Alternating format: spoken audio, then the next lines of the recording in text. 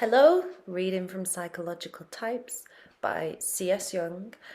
I think what I'll do now is read the definition of fantasy. So remember, it's spelled Phantasy.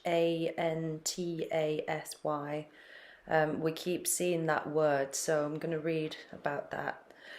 By fantasy, I understand two different things, namely phantasm and imaginative activity.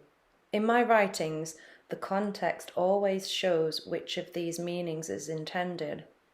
When the term is used to denote phantasm, it represents a complex that is distinguished from other complexes by the fact that it corresponds with no actual external state of affairs, although a phantasm may originally be based upon the memory images of actual experiences. Its content corresponds with no external reality. It is merely the output of the creative psychic activity, a manifestation or product of the combination of psychic elements. Insofar as psychic energy can be submitted to voluntary direction, fantasy may also be consciously and deliberately produced, as a whole or at least in part. In the former case, it is merely a combination of conscious elements, but such a case is only an artificial experiment of purely theoretical importance. In actual everyday psychological experience, fantasy is either released by an expectant intuitive attitude or appears as an involuntary interruption of unconscious contents into consciousness. We must differentiate between active and passive fantasy. Active fantasies are called forth by intuition, i.e., by an attitude directed to the perception of unconscious contents, in which the libido immediately invests all the elements emerging from the unconscious, and by means of association with parallel material, brings them to definition and plastic form. Passive fantasies, without any antecedent or accompanying intuitive attitude, appear from the outset in plastic form, in the presence of a wholly passive attitude on the part of the cognizing subject. Such fantasies belong to the category of psychic automatismes. It's probably the wrong pronunciation. automatismes. Naturally, these latter can only occur as a result of a relative dissociation of the psyche, since their occurrence presupposes the withdrawal of an essential sum of energy from conscious control, with a corresponding activation of unconscious material. Thus, the vision of Saul presupposes an unconscious acceptance of Christianity, though the fact had escaped his conscious insight. It is probable that passive fantasy always springs from an unconscious process antithetically related to consciousness, but one which assembles approximately the same amount of energy as the conscious attitude, whence also its capacity for breaking through the latter's resistance. Active fantasy, on the contrary, owes its existence not merely to a one-sided, intensive and antithetic unconscious process, but just as much to the propensity of the conscious attitude for taking up the indications or fragments of relatively lightly toned unconscious associations and developing them into complete plasticity by association with parallel elements.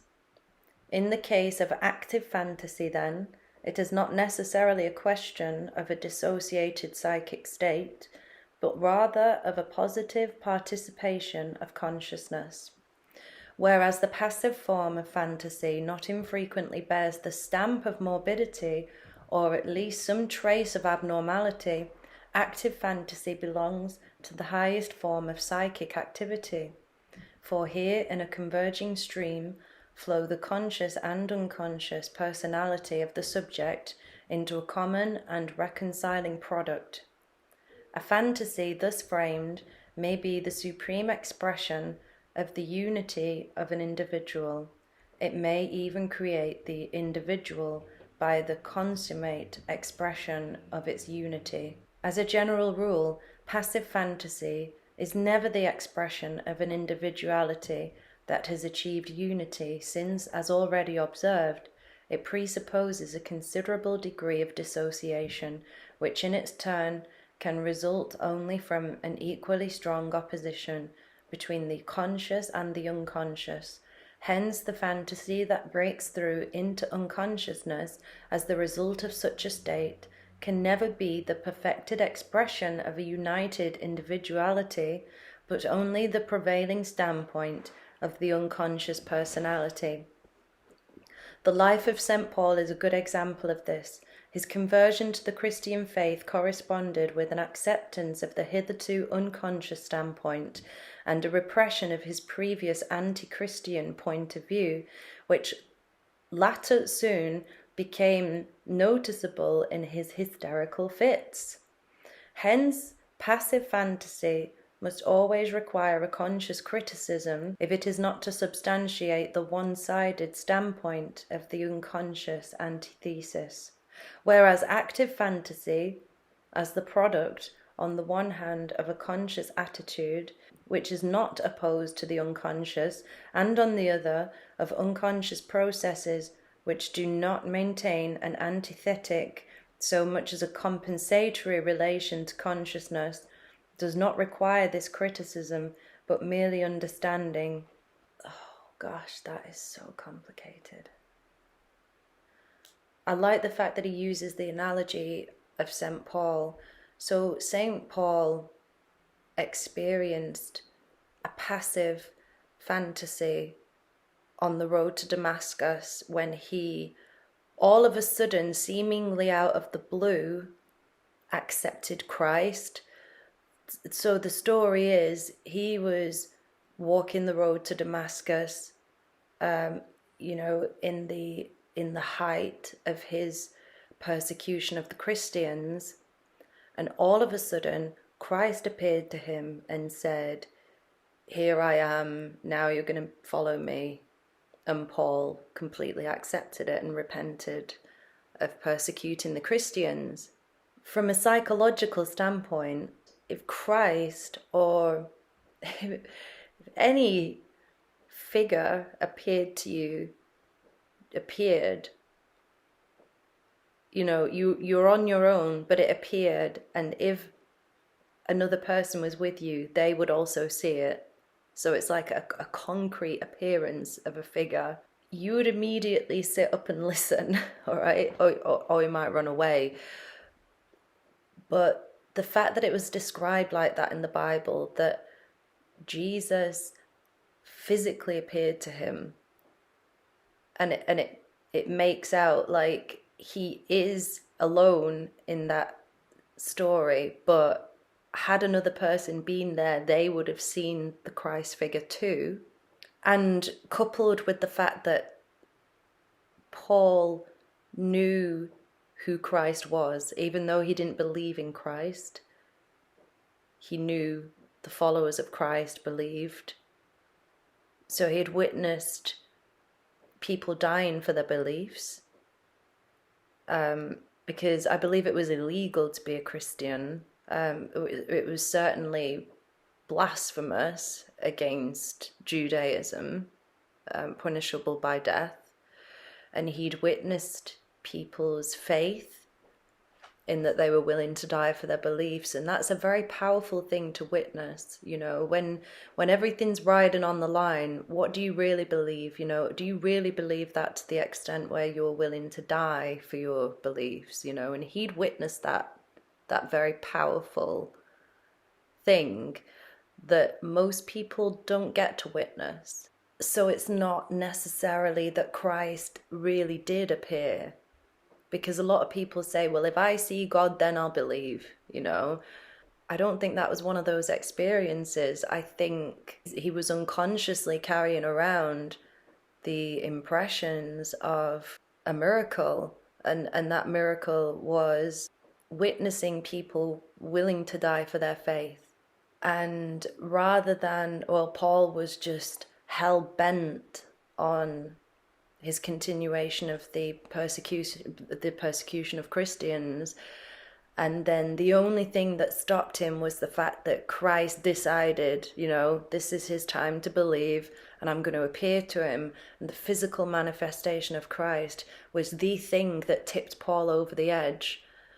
Well, it could have been that, coupled with everything that he'd seen that was going on in his unconscious. But actually, what's more likely is that Christ didn't appear to him, but Paul experienced a fantasy, an unconscious fantasy, a passive fantasy, as it describes here. So randomly, all of these impressions that he'd accumulated, as well as ones that were already in there, the sort of the collective unconscious idea, the reverence that we give to people who are martyrs or who really do stand up for what they believe in, that inherent respect that we have. A countless number of things, all mingled together, all aligned, and then pow, broke into his conscious mind, and he went, oh my God, it is Christ. The Christians were right. What have I been doing? And then he falls down to his knees. I think that is a really good example, and it's really interesting because this notion that people have, especially atheists, will say, if I saw God with my own eyes, then I would believe. But I haven't seen him with my own eyes, so I don't believe. And I think that a lot of people who do profess faith also carry around that idea. They might not necessarily admit to it. But I don't think it was the physical seeing of Christ that convinced Paul to now be a Christian. And it didn't just convince him. And I think it was a passive fantasy, that the accumulation of internal objects that were processed and then finally broke into his consciousness in a way that was groundbreaking for him, and groundbreaking to the extent that he didn't just stop persecuting Christians. He became a Christian. He gave up all his worldly goods, and he was martyred. So that was a very, very powerful passive fantasy. And then there's the argument, obviously, that, well, it was because it was from God. So he made it happen. That's that may or may well not be true as well. But the point is that passive fantasies can be extremely powerful, life-changing, psyche-breaking, psyche-changing. Absolutely, all of a sudden just puts the person onto a completely different path. So it made a point here about antithesis. So have you ever had the experience of just suddenly changing your mind? You saw this one piece of information, or you had this one thought, and all of a sudden you went, aha, and what you believed before, or what you thought you believed, or what you ascribed as your belief system, all of a sudden you didn't believe that anymore.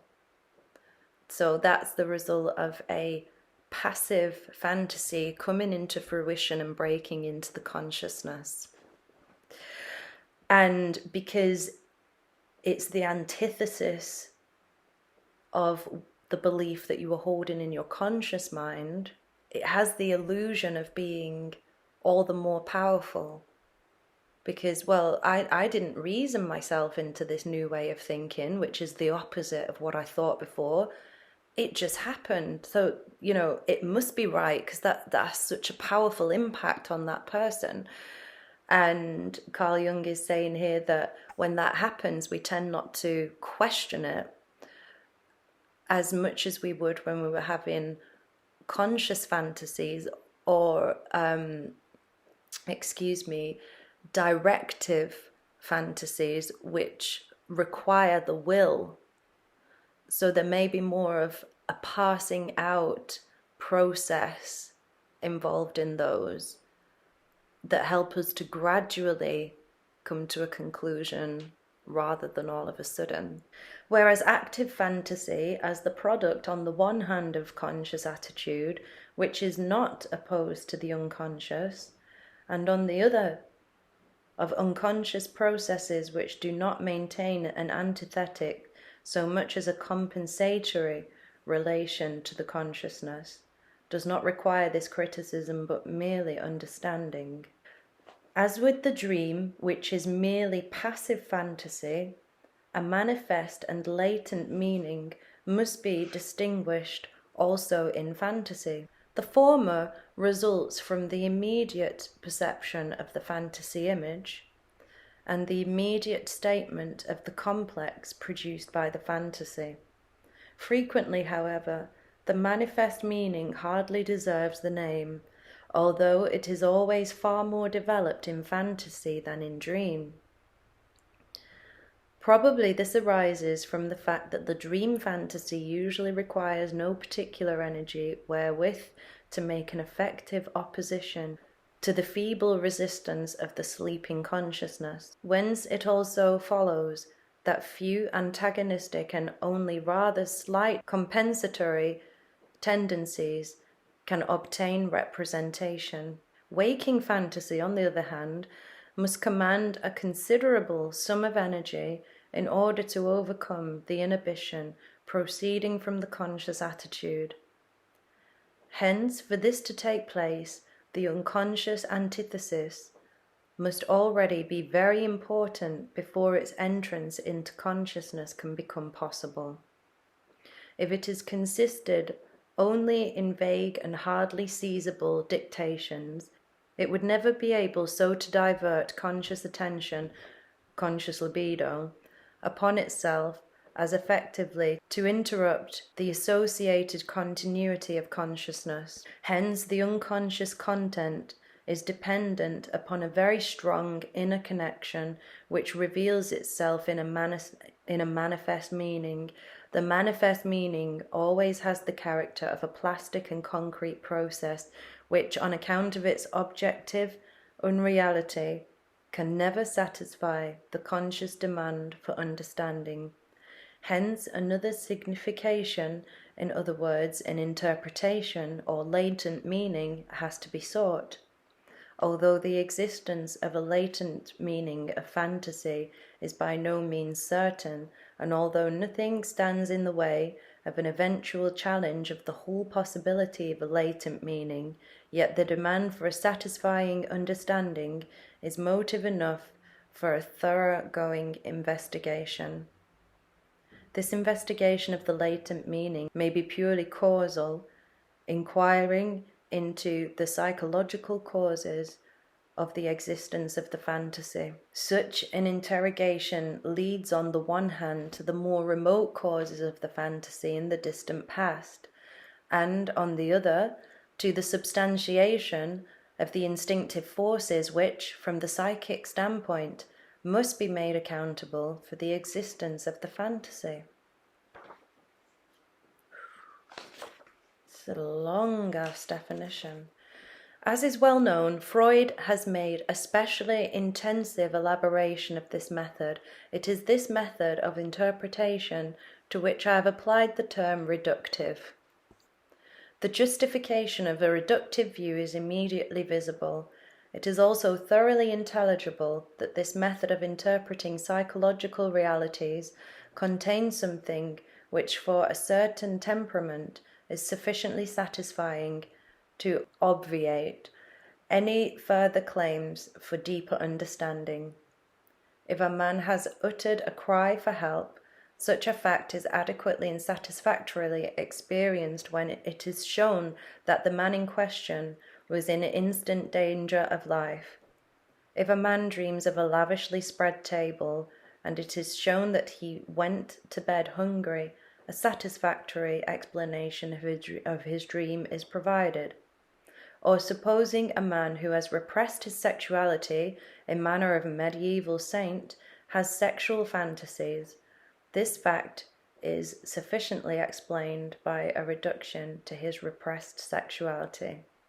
If, however, we were to explain the vision of Saint Peter by dwelling upon the fact that he, being an anunged, which is what it said in the Bible, in the story of Saint Peter, I'll just go into that really quickly.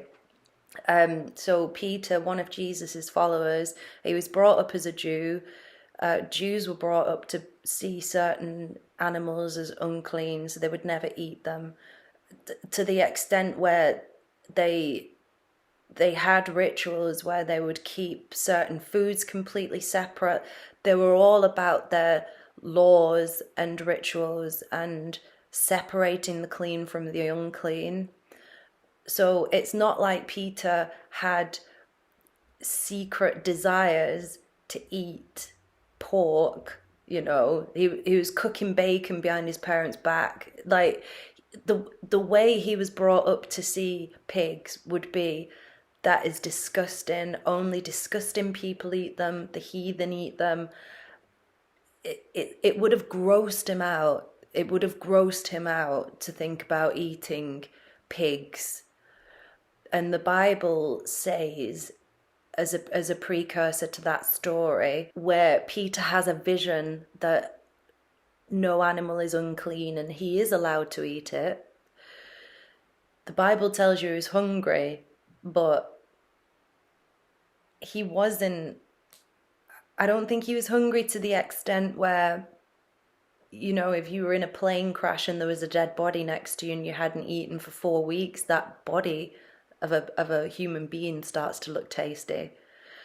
It wasn't about that. So he wasn't being driven by his primal urges to just eat something. But he may have been fasting that arguably alters the consciousness and your perception opens. I'm not really sure. But he was told by God, or he had a fantasy where the complete opposite of what he believed just seemed to randomly pop into his consciousness, that actually it's not true that he can't eat that, it's actually true that he can eat it and it is clean. Okay, so if, however, we were to explain the vision of Saint Peter by dwelling upon the fact that he, being anunged, hungry, had received an invitation from the unconscious to eat animals that were unclean, or that the eating of the unclean beasts merely signified the fulfillment of a forbidden desire, with such an explanation we would still go empty away. Neither would our demand find any fuller satisfaction if, for instance, we were to trace the vision of Saul, that's St. Paul, who we talked about before on the road to Damascus, to his repressed envy of the role played by Christ among his fellow countrymen, which brought about his identification with Christ. Both explanations may contain some glimmering of truth, yet they stand in no sort of relation to the real psychology of the two apostles, conditioned as this was by the history and atmosphere of that time. Such an explanation is both too simple and too cheap.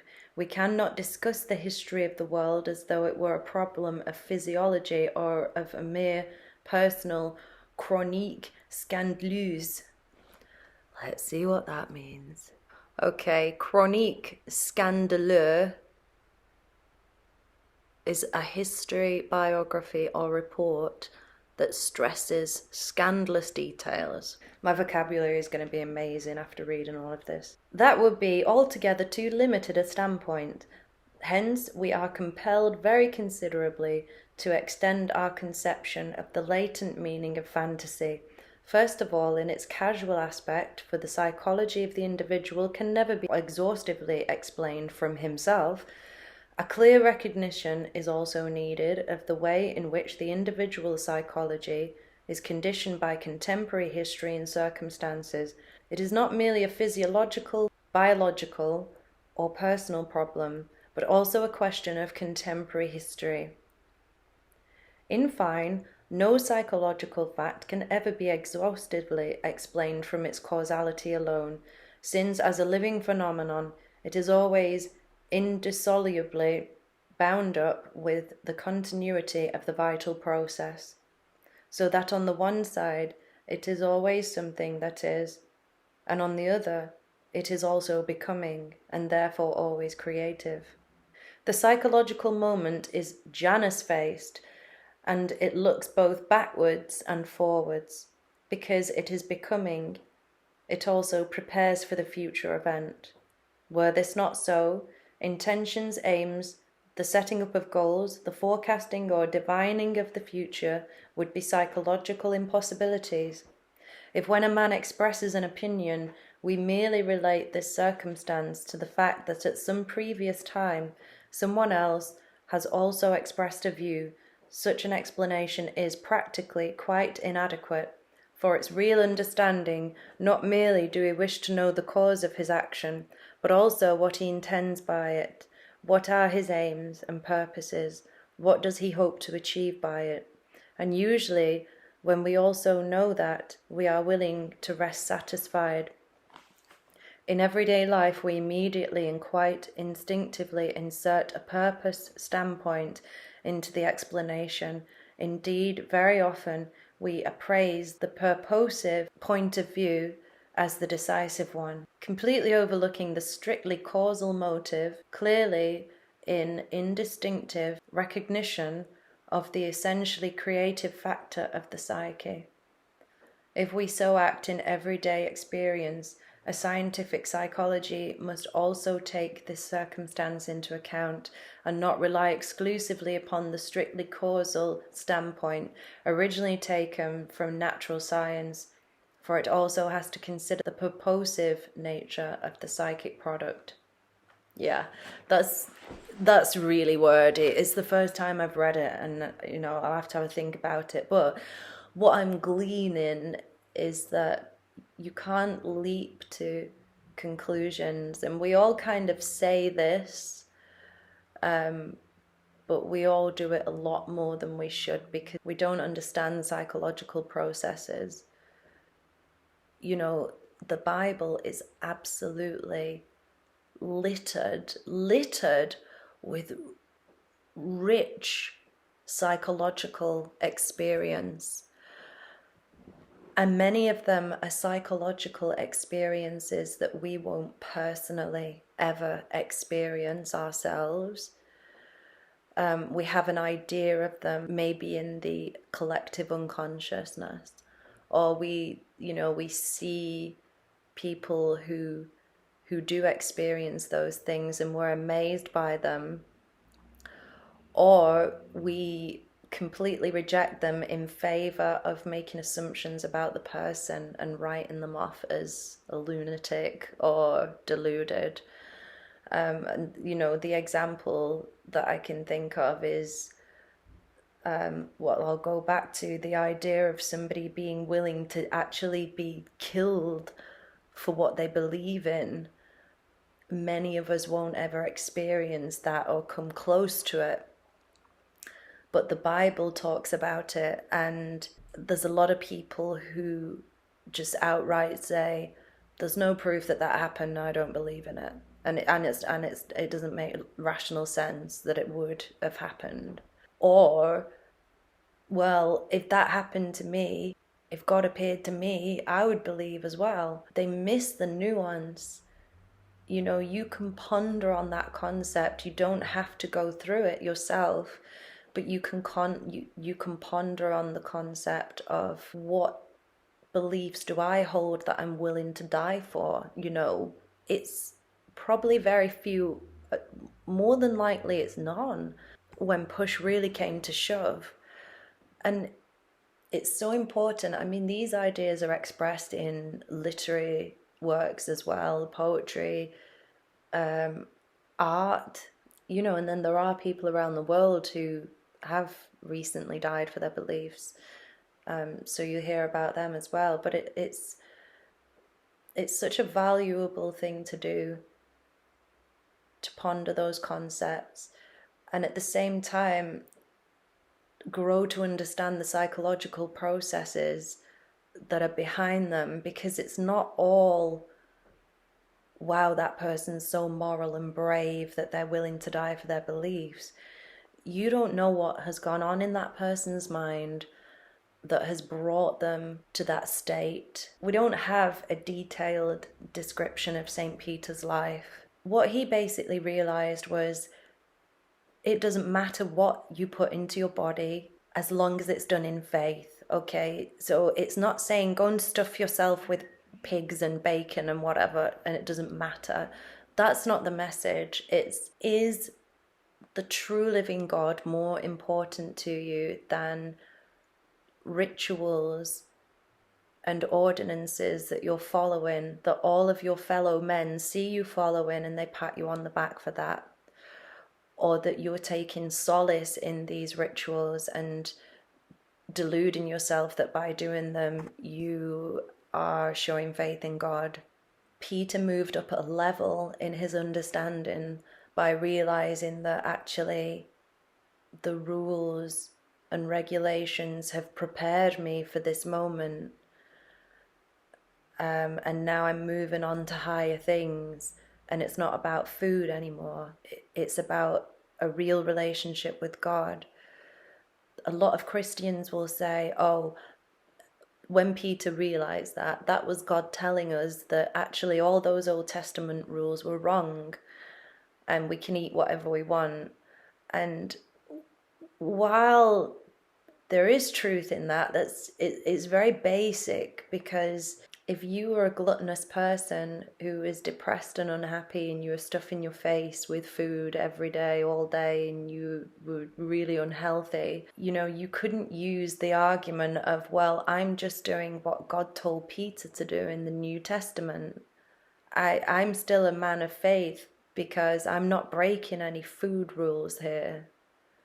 And it's like, but the spirit in which you're doing it is breaking the divine rule, if you want to think about it in that way, because you're being gluttonous and unconscious about what you're eating. These pivotal moments in the Bible, it's not, I don't think it's supposed to be, right, this is what happened and we should take it like this. Like, there are levels of understanding.